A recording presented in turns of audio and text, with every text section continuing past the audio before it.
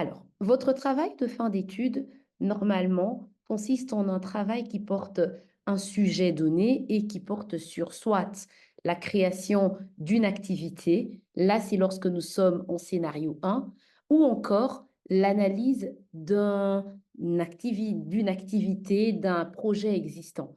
Et là, c'est pour le scénario 2. Ce que vous devez savoir, c'est que pour pouvoir évaluer votre travail, nous avons 5 acquis d'apprentissage, c'est-à-dire, en d'autres termes, que vous devez atteindre 5 objectifs donnés. Comment on peut estimer que ces acquis d'apprentissage sont bien atteints? Parce que pour chaque acquis d'apprentissage, nous avons associé différents critères qui sont comme des indicateurs qui nous permettent d'évaluer que le travail est correctement fait.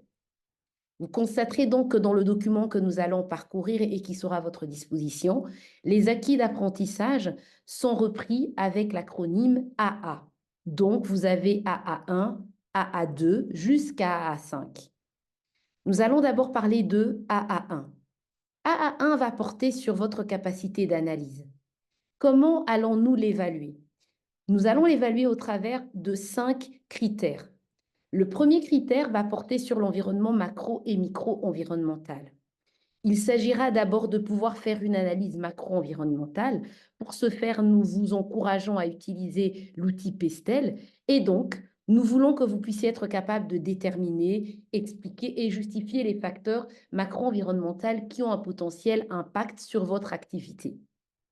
Ensuite, il y a une analyse micro-environnementale. Là, nous l'avons scindée en deux. Le micro interne, là, il s'agira d'expliquer, présenter l'entreprise, son environnement interne dans le cadre du projet. Et vous pourrez à ce moment-là nous émettre les motivations, la problématique, la mission, les valeurs, la vision, les compétences historiques, etc., etc. Ce qui vous semble problématique, ce qui vous semble pertinent, excusez-moi, à présenter. Nous avons le micro-environnement externe et là, ce sera d'identifier et d'analyser les acteurs qui interagissent avec le produit que vous choisissez. En d'autres termes, les fournisseurs, les intermédiaires, les concurrents, etc. Vous voyez bien que ce premier critère va concerner à la fois le scénario 1 et le scénario 2. Le deuxième critère va porter sur l'analyse du produit et de la cible. Pour le cas échéant de ce deuxième critère, nous avons scindé on va dire l'analyse en deux volets, suivant que vous êtes en scénario 1 ou en scénario 2. Au niveau du scénario 1, il s'agira de pouvoir réaliser une carte d'empathie avec les objectifs à la suite de déterminer, la cible, de développer un premier concept. Et alors, on va attendre de vous que vous puissiez pouvoir arriver à exprimer chaque rubrique de la carte d'empathie de manière à atteindre du moins une vue sur quelles sont les attentes, quelles sont les contre-attentes de la cible qui aura été détectée. Tout ceci pour vous amener à la création d'un persona. Ce qu'on va vous demander ensuite, ce sera le prototypage. Donc, ce sera vraiment de pouvoir aller de l'innovation phase idéation, puis ensuite le faire évoluer à différents concepts vers finalement un prototype. Donc, il y aura plusieurs concepts que vous serez amené à proposer et ensuite au travers desquels vous pourrez rechercher différentes optimisations pour répondre à votre cible prioritaire. Donc, je reprends. Pour le scénario 1, il y a la carte d'empathie qui doit déboucher sur un persona. 2, il y a le prototypage qui doit amener à l'évolution de votre concept, finalement, en un prototype testable et qui va évoluer jusqu'à ce qu'il matche de manière optimale aux attentes de votre cible prioritaire. Au niveau du scénario 2, là, ce sera un peu différent. On attendra de vous que vous puissiez décrire la ligne de produit étudiée et identifier pour quelle cible elle s'adresserait. Donc, finalement, on partira d'une description générale de l'activité de l'entreprise. Vous pourrez mettre en avant la ligne de produits étudiés. Ensuite, il y aura un diagnostic de celle-ci. Et alors, ce sera bien de pouvoir identifier les services associés, le packaging, est-ce qu'il existe ou pas de carte d'empathie, voir avec ça quel est le diagnostic à réaliser sur la cible existante. Donc finalement, en scénario 2, vous êtes dans de l'existant. Il faut vraiment mener une analyse de la ligne, on va dire, de produits qui existent, mais également une identification de la potentielle cible et un diagnostic du persona. Ensuite, nous avons le troisième critère qui portera sur la distribution. On est bien d'accord que la distribution ne va donc porter que sur un scénario 2. Donc, dans le scénario 1, ce n'est pas une analyse qui devra être faite. Qu'est-ce qui est attendu? Il faudra analyser la distribution existante. On entend par là identifier les différents canaux qui sont employés, arriver à les lister, les étudier. Est-ce qu'on parle de canaux de circuit direct, court, long? Est-ce que ce sont des intermédiaires, des relais, etc., etc.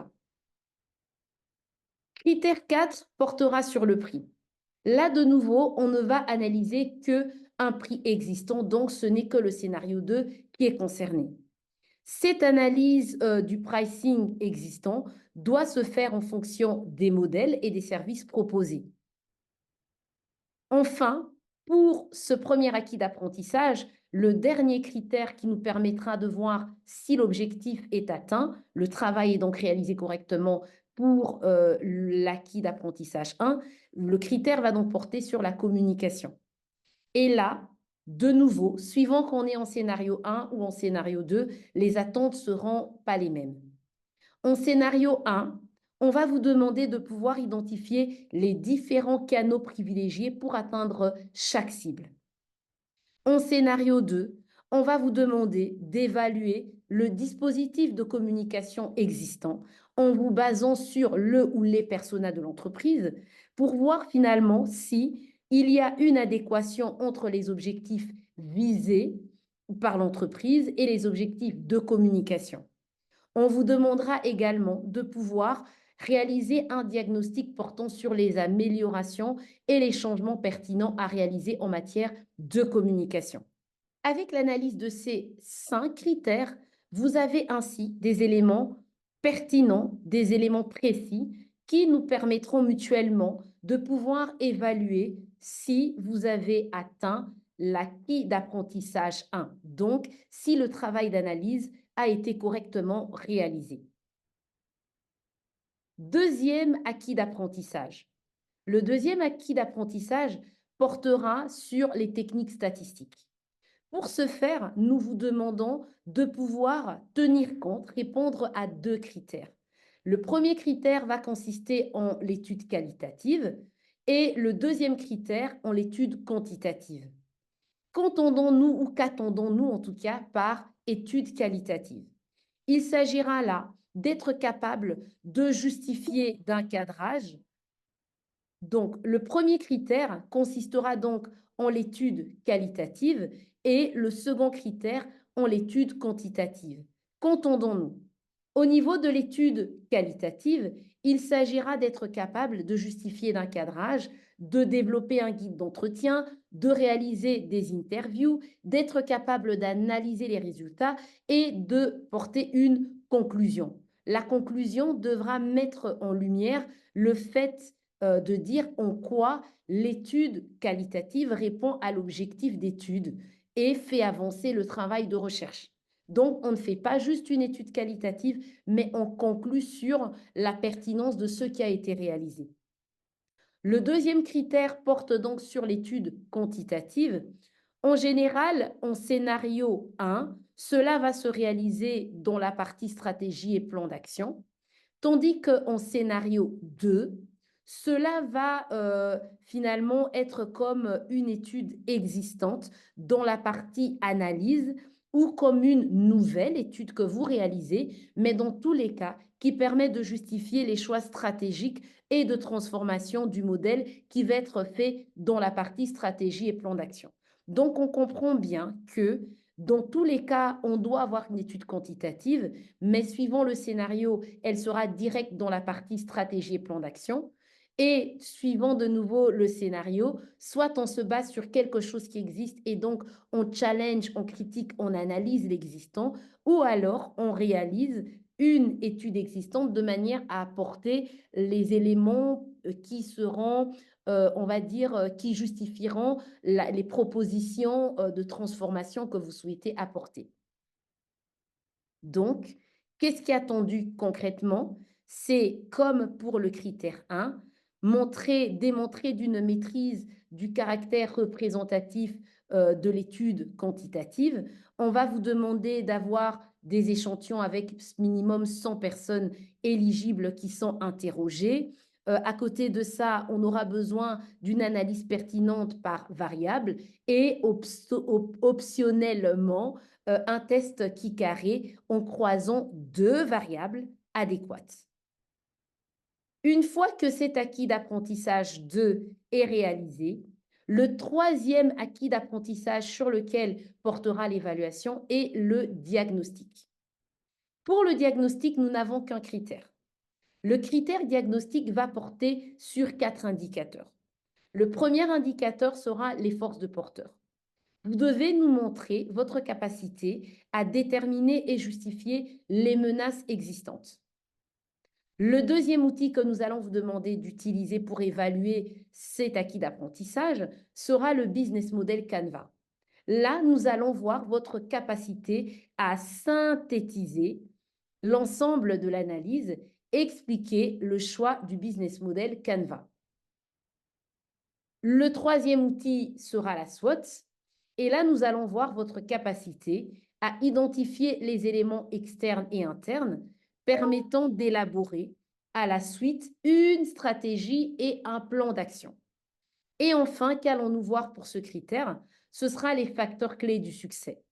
Et là, on va voir comment vous serez capable d'identifier un ensemble de facteurs clés de succès, finalement difficilement imitables et ou substituables. Donc, vous comprenez que la dimension diagnostique reposera sur 4 piliers: les forces de porteur, le business model Canva, la SWOT et les facteurs clés de succès. Nous évoluons vers le quatrième acquis d'apprentissage, qui est le positionnement stratégique et le plan d'action. Pour cet acquis d'apprentissage, nous allons exactement avoir 6 critères d'évaluation. Le premier critère va porter sur le process.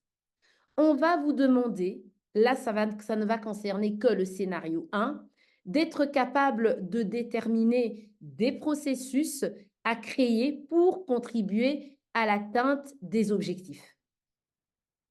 Au niveau du deuxième critère, il va porter sur le produit. Et là, ça va concerner les deux scénarios. Dans le scénario 1, on va vous demander de déterminer un produit minimum viable.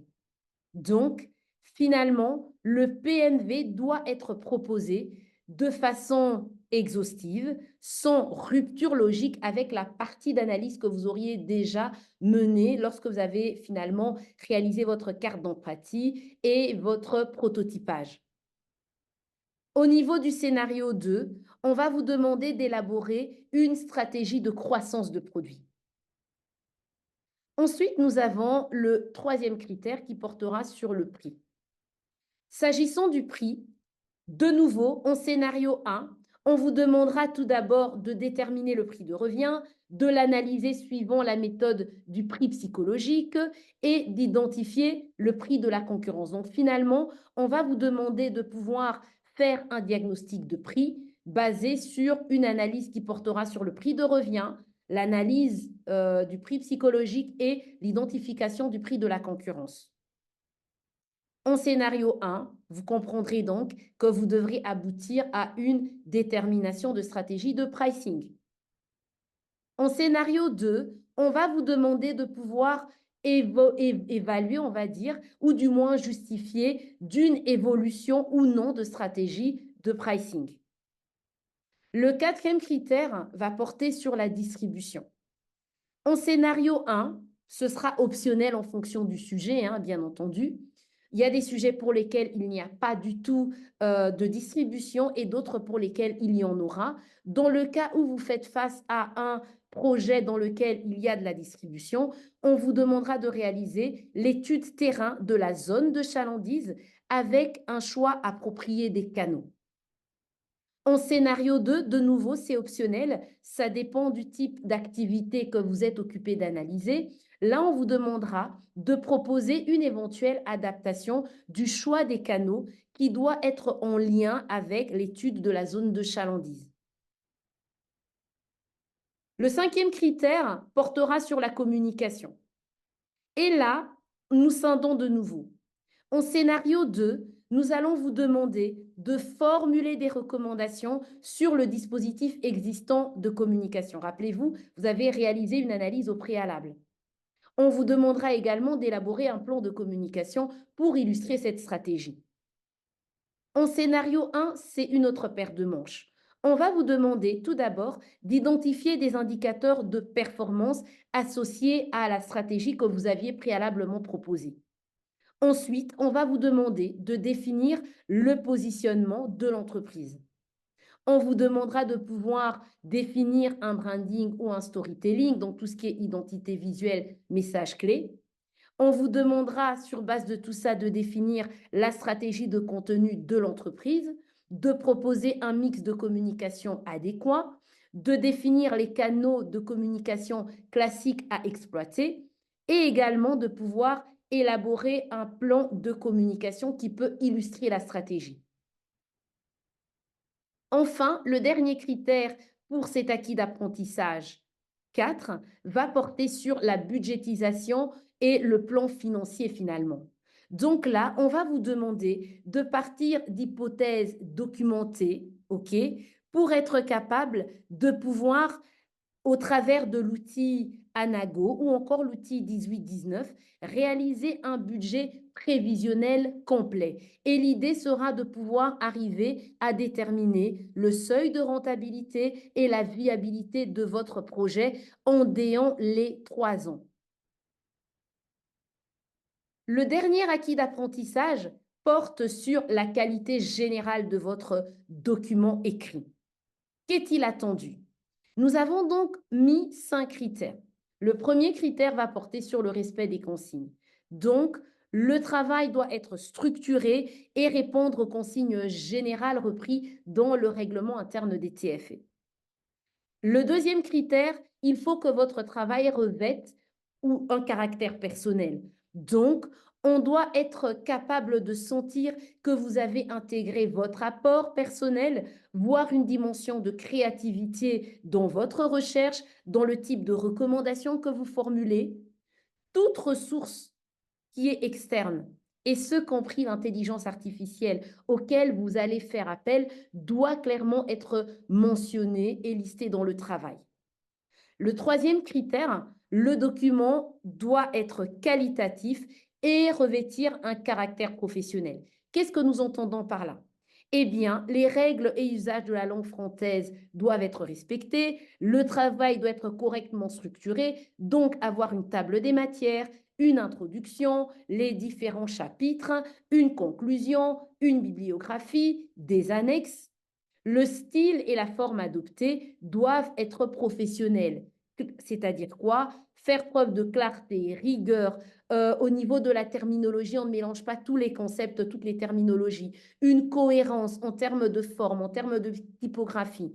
Clairement, on doit sentir qu'on a affaire à un travail de fin d'études. Le critère 4 porte sur le choix des illustrations et annexes. Donc là, on va vous demander que vous puissiez au mieux illustrer de manière, on va dire, pertinente et les objectifs de ces illustrations doivent ou annexes doivent vraiment compléter la compréhension. Ça doit nous faciliter. Autre point, le nombre d'illustrations et d'annexes doit être adapté au volume du texte au vu d'alléger la lecture. On ne va pas mettre plusieurs grosses images avec très peu de texte. Vraiment, on va être attentif à ce point-là. Enfin, le dernier critère portant sur ce cinquième acquis d'apprentissage concerne les références et bibliographies. Les emprunts à d'autres auteurs, sites ou IA doivent être mentionnés. Les règles de référencement doivent être respectées. Et enfin, la bibliographie est cohérente et complète. Avec tout ça, nous espérons vous avoir donné les éléments qui vont vous permettre de réaliser des travaux pertinents, des travaux à la hauteur finalement de nos attentes. Nous restons à votre disposition, bien entendu, pour répondre à vos éventuelles questions.